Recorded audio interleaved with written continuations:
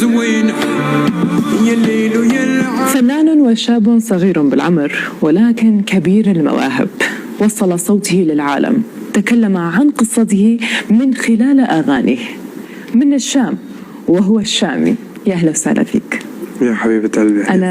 أنا قلت اسمك قبل ما أسألك، مع أنه كان عندي سؤال خصوصي على اسمك، فخليني أبدأ من هالسؤال.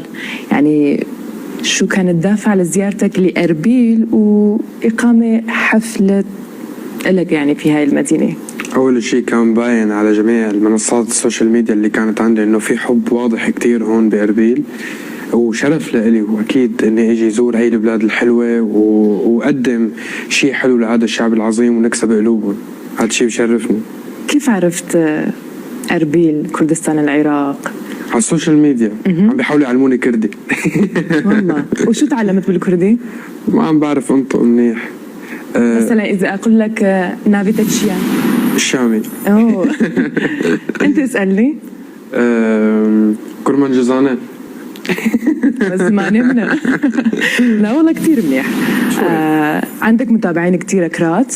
يعني أنا اليوم وصلني، لأنه صورت على الانستغرام إني أنا هون، وصلني آلاف المسجات. فأنا اليوم اللي اكتشفت قديش في عندي عن جد ناس من كردستان بيتابعوني. طيب أنت بتعرف في أي مدينة بلد أكثر فيها متابعين أكراد إلك؟ عم نحكي ككل بالعموم. بصراحة في بأوروبا كتير. أوروبا. يس. وأكيد يليها هون، بس بين أوروبا وهون أعتقد. لاحظت كتير هون كمان. أنا صح. لاحظت على المواقع التواصل الاجتماعي إنه لك متابعين كتير هون.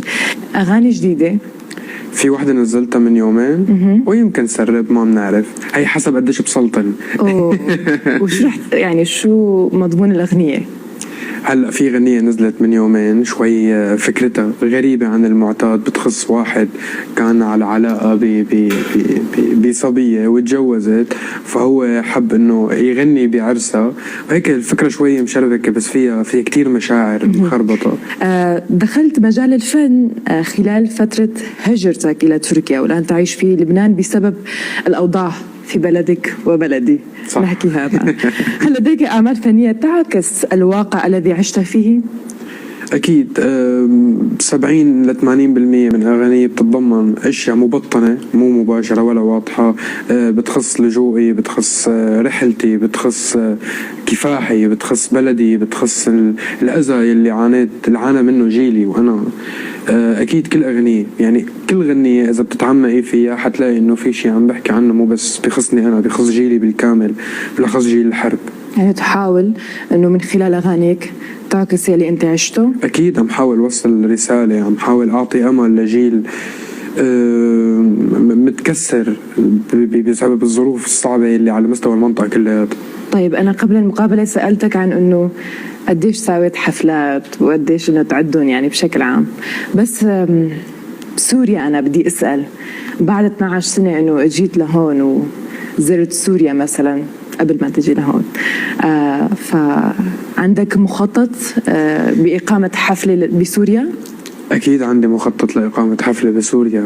الشيء المميز والاستثنائي اللي صار بخصوص بلدي وأهل بلدي اللي بيتابعوني إنه في محبة وأعداد غير اعتيادية اللي موجودة عندي بسوريا، وهيك حفل بهي الضخامة وهي الأعداد البشرية وهي المحبة بحاجة وقت وبحاجة تنظيم استثنائي، بحاجة ناخد كل وقتنا. أنا حكيت من كم يوم عن هذا الموضوع، وعن جد نحن بحاجة نقدر نتعامل مع، يعني الحمد لله نحن عم بنتقل لأكثر من بلد وعم نشوف محبة بالآلاف وحضور بالآلاف، بس عم حاول أتخيل شو حيكون في ببلدي وقد ايه بده هذا الشيء تنظيم وقد ايه بده هذا الشيء وقت لنفكر. بدي أعرف آخر أعمالك الفنية القادمة طبعا.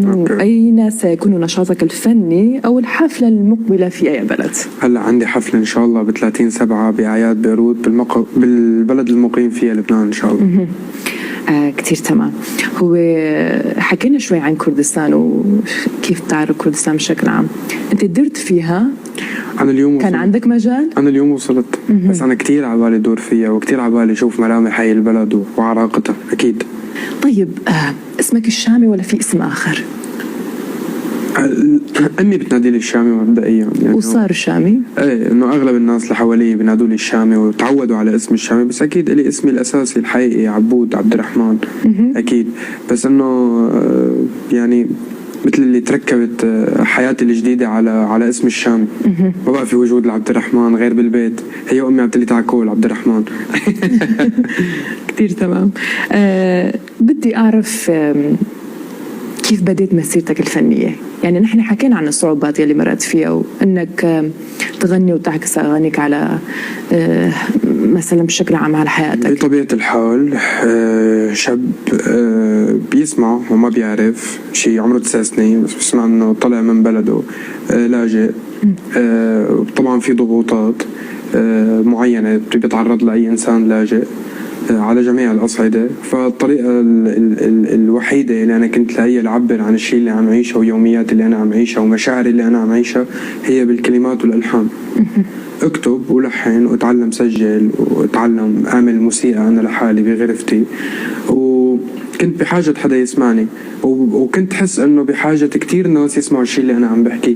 انا كنت متأكد انه في ملايين تهجروا مثلي وفي ملايين لاجئين اللي مثلي عندهم نفس التجربة، ففي بحاجة هدول الناس بحاجة حدا يحكي عنهم، انا بحاجة مين يسمعني. لهيك كمان صار قبالك لهيك في علاقة بيني وبينهم كتير وطيدة. في كلمتين بتقولون دائما محبة حب وحنان. حب وحنان. حب وحنان. الكل كمان بيعرفوك يعني مثل ما بيعرفوك بالشامي بيعرفوا الحب والحنان. ليش بتستخدمها دائما؟ للمرة الألف فاقد الشيء يعطيه. يعني دائما نفكر بطريقة اللي هو ليه بتقول حب وحنان، لأنه هذا الشيء اللي فقدته أنا هلا عم بعطيه. عم بعطيه بموسيقى، عم بعطيه إعلاميا، عم بعطيه على السوشيال ميديا، عم بعطيه على جميع الأصعدة الحب والحنان اللي أنا فقدته بحياتي. أوكي.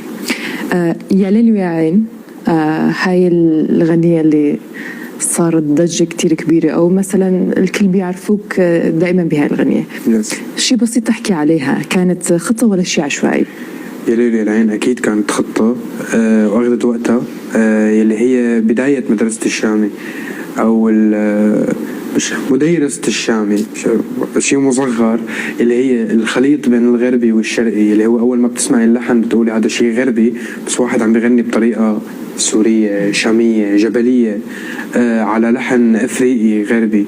بعدها بصير في قلبة باللحن، بتصير بحث شرقي.